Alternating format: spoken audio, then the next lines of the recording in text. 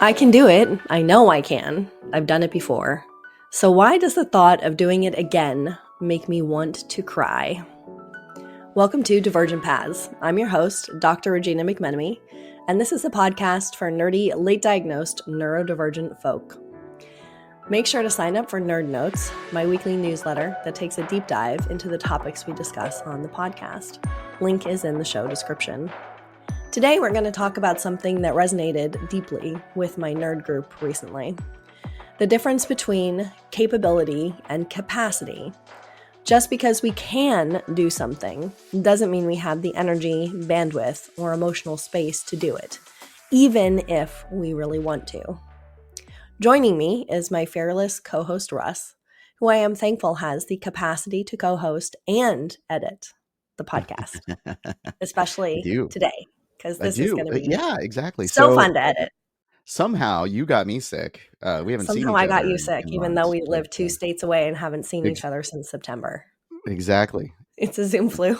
That's going to be a thing. I don't know. But we're both not feeling it, but we're doing it. Right. We're showing up because that's what you do.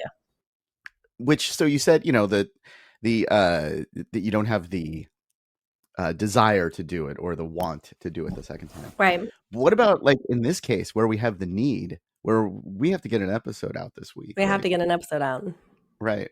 So how, where does no that choice fit in all of this? So we have to, we have the capability because we always have, the skill, the knowledge, the potential.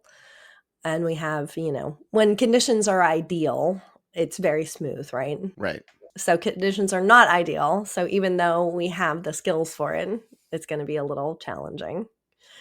And we have the capacity, which is, I guess capacity is where we're a little questionable today. Right. Whether or not we have the bandwidth, the time, the energy, the, nervous system regulation and the mental and emotional space to actually do it is the question. Do we have the capacity? And so we're pushing on capacity because you've even said today that you have 2 other podcasts to record after this one.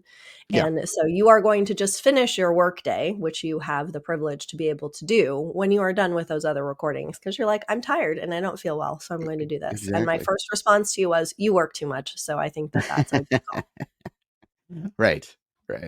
And, that's one of the things that we've talked about before too, is like identifying what you're actually truly capable of. Right. Like what do you recommend to people when you're talking to your clients about how to recognize what capacity they actually have and when they're exceeding it? I struggle with this too, and always have. And I have often done something that's pretty common for people with, people who are neurodivergent, often overestimate their capability. So you overestimate like the skill and what you can do in ideal circumstances, and underestimate how much energy they actually have to do something. So really getting back to understanding my capacity is to start to track how much it takes out of me to do something.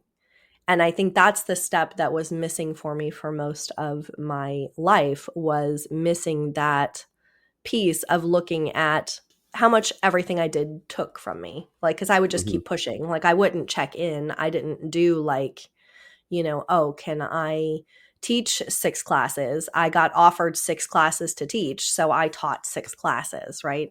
And part of that was honestly survival, because like, as an adjunct, if you are teaching contract like I was, you need to. When you say no, you have said no forever, right? Like if you cut your capacity down to maybe something more manageable, then you're done. Right. You don't get more. They don't come back to you. They say, okay, we'll get somebody else to fill in because, there's 20 people waiting in line for your job.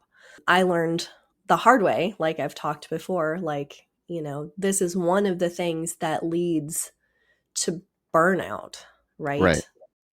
Mm-hmm. And it's complicated by all of the things that complicate everything in terms of, being neurodivergent. if you hyper focus on something, you will think you have greater capacity than you do because you're just in the moment about it. I'll give an example from this week. I was working on handouts for the group that I run, the in-person group that I run. And I fell into hyper focus, and I was like, I got like 1.5, handouts done for a group. And I'm like, I can get 3 handouts done this week. It's going to be fabulous. Did I do that? No. I did get the 2 done. So I got the one that I had finished and the one that I had half done. But I was prepping materials up until pretty much the start of my group, like an hour before the group was going to start. I had finally finished what I was ready for because the hyperfocus had told me I could do so much more than I could actually do. Mind you, this is all while I am sick and recovering from this crud I got traveling. So in looking at this, I sort of think, putting on my like project manager hat, I'm thinking like, is there like a point system, like something where you could say like, oh, you know what, yeah, my calendar is empty today, but I have this one meeting that's going to take up 5 of my points for today, and I only right. have 6 points for the day, so I got to stop Yeah. after that. I mean, I almost wonder if it could get down to that. Like that would be kind of interesting as some sort of way to manage it, Right. where you're Right. turning it into math. Maybe I'm just nerding out, but I think that would be kind of cool. Maybe there's No, an I app mean, for that. if you wanted to really make it nerdy, you could be like, okay, I have a health points bar. How many hearts, how many pixel hearts do I have today? And Right, how much of my, if I have 3, hearts or whatever for energy and capacity, I have this one meeting, but it's going to take an entire heart of energy for me to get ready for it. So it right, may just be one meeting. It may just be, even half an hour or an hour meeting. But if it takes a third of your capacity to prep for it, then right, right. Well, that's the thing. I think a lot of people don't think about, when and we've talked about this with like going to a party or a social, right, gathering that doesn't make you feel comfortable, let's say, right? Like right, it may only be 2 or 3 hours on a Friday night, but that might right. be your weekend. That might be your capacity Yeah. done for the weekend, right? Yeah. It might. Yeah. Especially if it's something where like you said, you don't know people and you're more likely to mask, or you're Right. more likely to feel the need to socially perform, Yep. then even if if you think about that and you factor that in, like I think about that, I just avoid situations now where I feel that way. Yeah. Yeah. As do Like I. the Yeah. best, I try at least to skip, times when I know that I'm going to be uncomfortable enough to mask. I just try to avoid going to those things. And again, that's a privilege that I have. Like I'm not Mhm. I have to go to a work holiday celebration because, I work with me. Right. Every day's a holiday My boss celebration. is so difficult sometimes, I know when you're your own boss, it's a bad boss. right? Right. Always making you want to do something. Doesn't pay I know. attention to that capability or Nope. capacity or Well, and that's part of, unfortunately, that's part of grind culture, and that's yeah. part of what I'm trying to work against setting my life up as an entrepreneur is setting up a life that works with my capacity instead of me like pushing myself because I have these external stressors. Like I'm not Right. likely to fire myself, Right. I Right. guess I could, Well, I mean, you could sell the business, right? like that's sort of firing yourself in a way, like Yeah, you're exactly. you're you're jumping out of it. Yeah. So okay, let's talk about the looking for like patterns Yeah. that maybe you could start to recognize. And I would assume like either like a journaling or something like that would come into play here. But talk about Yeah. patterns a little bit. Yeah, patterns are really good. And, people who are neurodivergent love to pick up on patterns. So starting to recognize your own, like the energy return. How much do you get back from something you do? Like that's something that's important to think about. Like I'm not feeling well today, but I am going to go walk at the dog park with one of my best friends. because I know getting outside and getting some fresh air, even though I don't feel good, is going to help. I'm going to have Mhm. to I'm going to be able to talk with her, which is going to, energize and give me, that peopling that I need because, like, as I've mentioned before, part of my unmasking is recognizing that I am, in fact, an extrovert Right. and I do need, people time. Mhm. So looking for that energy return, looking for what you get back. I started so we have talked many times, like this is like a joke now, right? About how much I hate doing dishes, right? Like Mhm. that's, like one of the big tasks that's like hard for me. So what I did at one point in my kitchen, I have a whiteboard on my fridge, which was intended to be a track what foods I had in my fridge to eat. So like when I went to the grocery store, I would write on Oh, the right. whiteboard, you know, don't forget to cook the ground beef you bought, or don't forget to cook the chicken breast. Like, Mhm. I would put them on the front. And that works sometimes for me. But like I said, I have to shift my systems around a lot. So one day I was in the kitchen and I was like, I'm going to time how long it takes me to put the dishes in the dishwasher. So I did that and I wrote on the whiteboard that it takes like 4 minutes. If my sink is full of dishes, it will take me 4 minutes to do this. So I had this, so I did that and I did, how long did it take at the time I was making, fresh bread in my bread machine? How long did it take me to do a loaf of bread? Like what are these things? And I just laid it out for myself. And so now I remember, like I did it for like the cat box too. Like I'll look at the cat box sometimes and I'm thinking, oh my God, I don't have time and energy. I don't have the capacity to do this right now because it But you're feels like, huge in my head. this is 10 minutes. Let's just get It it done. Yeah. Not even that, it's like 4, like, like Okay. the reality of it is so much smaller than what it feels like in my head. So for a long time, I have a whiteboard that helps me remember when I cleaned out the cat box, and I had written on it 3 minutes. So I would just remember, and now I know, like, it's 3 minutes to do the cat box, and that's just to not, like, pour extra litter in or do any kind of, like, extra cleaning, but, like, just get the literal crap out of it takes 3 minutes, which is what, Mhm. the least you have to do every day. So, you know, doing that, like, and I know I've seen some creators online who talk about creating a spreadsheet where you're like, you just make a, activity, the time it takes, how often I need to do it, that kind of thing to like help yourself understand, like, this is what it takes to do these things. Yeah, I could see how that would be, super helpful. It's so much easier to look at a task and actually know, okay, this is only going to take me 4 minutes. Yep. It's you've sort of bitten the elephant, right? Like it's now you're eating the Right. whole thing. It's like you're just Yeah, taking a bite. exactly. Make it smaller, make it some small steps. And I'm talking about, like, all of my examples so far have been just kind of like one and done things. Like, putting the dishes in the dishwasher is just a task.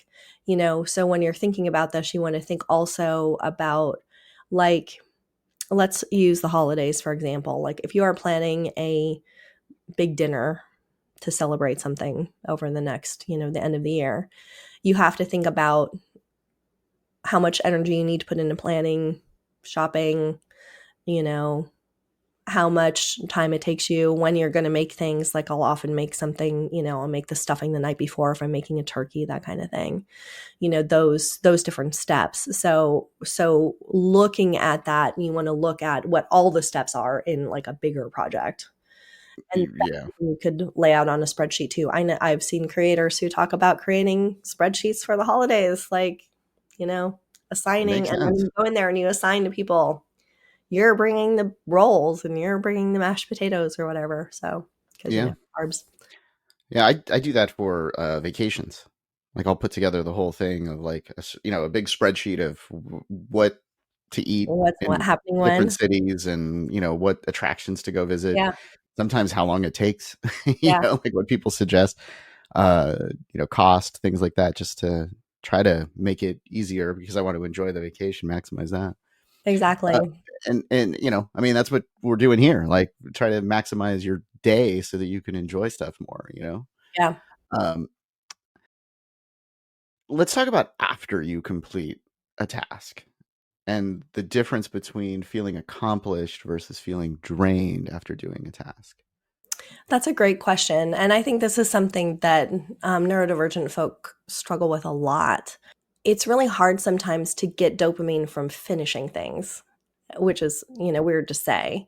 Like, because I get so much more energy in like the creative process of coming up with the ideas. Sometimes finishing them doesn't give me the same kind of satisfaction it might give someone else. And I have had to train myself to stop when I finish something and Mm-hmm. acknowledge that I did it. Like, that might sound kind of stupid or weird, but like I will just rush through things like and not stop and go, "Hey, look, I did this and it's so great that I did." Right. Right? And I think that that's part of like the reframe you need to do as you're trying to teach yourself what your capacity is. The part of the reframe needs to be look at how good this was. Like take the handouts, for example, that I just did. Like I'm building, what's going to be a content hub, and the handouts are going to be part of that. So Uh-huh. like this week I completed 2 handouts for the content hub. And I was in such a hurry last night to get ready for the group that I didn't stop at any point and go, I just made huge jumps in that. Like that's Right. fabulous. Like this is the foundation of this thing that I'm building. And if I don't stop and teach myself to stop and appreciate what I do, that also burns out your capacity because I'm Totally. capable of doing it.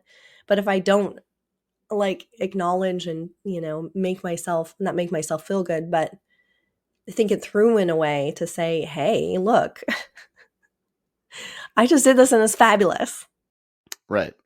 On the reminders app on Apple, you can actually hide all the tasks as you complete them. So you mark something off and it just hides it. Right. Right. I've always hated that with any kind of tracking system like that. You want to be able to sort of celebrate what you've Right. done, right? Like Yeah. celebrate the 50 tasks that you did already Yep. and look, and like you've only got 10 more to do. Like Yep. we sort of, and I think, just as a society, we sort of just do that. We're like, oh, okay, let's forget what we We're completed. Let's, we're not good at slowing down and acknowledging where we've been and what we've right. done and why it's important and why it's significant. So like, Exactly. pat yourself on the back. And we have this whole weird thing about like, I don't know, sounding full of ourselves, right? Like, oh, you're not supposed to, feel good about yourself, or you're not supposed to. Right. And like, why? Totally. Why? Just, when you're doing Hmm. stuff and you're, getting stuff done and like Right. pat yourself on the back, feel good about it. When Yeah. yeah, I tell the story when I wrote my dissertation, right? Like, cause that was this huge thing. Do you know how many parties I had when I finished my dissertation? None. 6. 6. Oh, okay. Yes, Okay. 6. That's a win. I celebrated at every point I could possibly celebrate. Awesome. And I was like, yep, I'm like, this took 5 years of my life. I'm going to have multiple parties about this. Nice. One that was an all-day rock band party.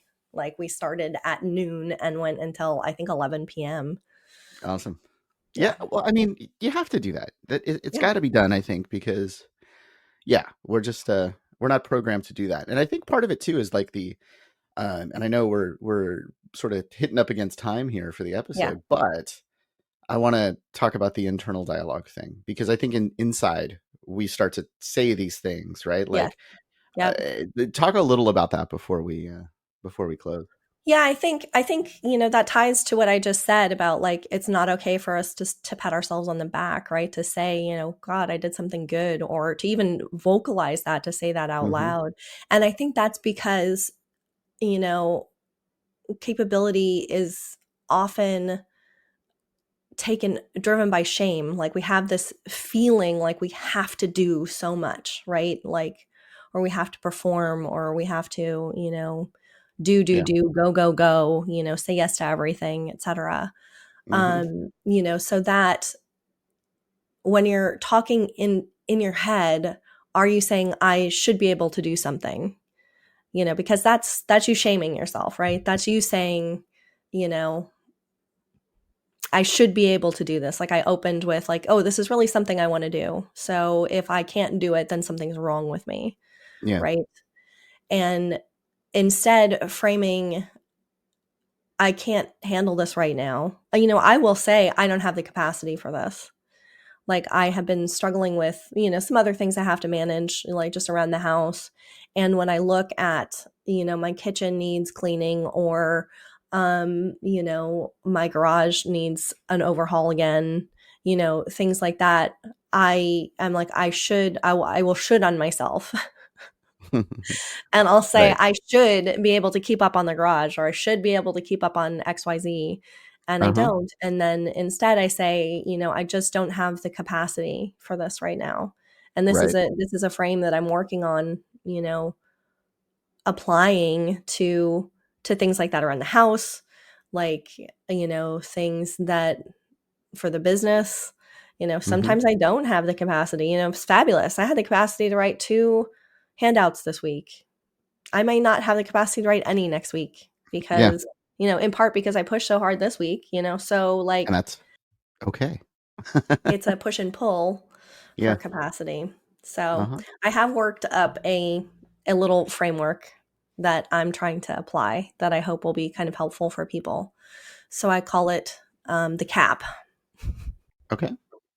The cap. I like So it. ask cognitive for C. Do I have the focus and clarity for this? Effective, do I have the emotional regulation? Am I in a place emotionally where I can handle this? And then physical, do I have the energy and sensory tolerance for this? Do I have the physical capacity to be able to do this? Mhm. So, both of us today are compromised on our physical cap, Right. right? Because we're both not feeling great. And recording this episode, I don't know about you, I always feel better after we talk. So, Yeah. Totally. Which means I'm gonna be able to do more, which is great. like, fabulous. I'm going to go do more things. No, that's not what you should be doing, though. You need to rest. I know, but now I want to. So what am I gonna do? What's really important to recognize is when you have the capacity to do something and when you don't, and Yeah. learning to differentiate between those two things. And that could be a Because different time of day, right? it can be a different time of day. It can be, sometimes, writing for me comes easier in the evening. Sometimes it comes Mhm. easier in the morning. But knowing those things about myself really helps. But being able to recognize, how much capacity you have versus the drive you might have to be capable. Because we all want to be capable. We all Right. want to be able to do things. So being able to look at those two things, and maybe maybe the big takeaway needs to be, when you don't have the capacity, it doesn't mean you can't do the thing. Right. It just means you don't have the energy for it right now. And that's not a failing. That's not a bad thing. And it's okay. So I think learning differently how to handle your calendar, how to handle things like Yes. that to try to, your to-do lists and journaling and all the different tools that you mentioned. But I think though that people should probably block, I don't know, maybe 20, 30 minutes every Monday to read your newsletter. Absolutely. My newsletter is so fabulous. How was that for a segue? That was a great segue. Please sign up for Nerd Notes. It does come out every Monday morning. And I talk about all kinds of fabulous, nerdy, neurodivergent goodness in it.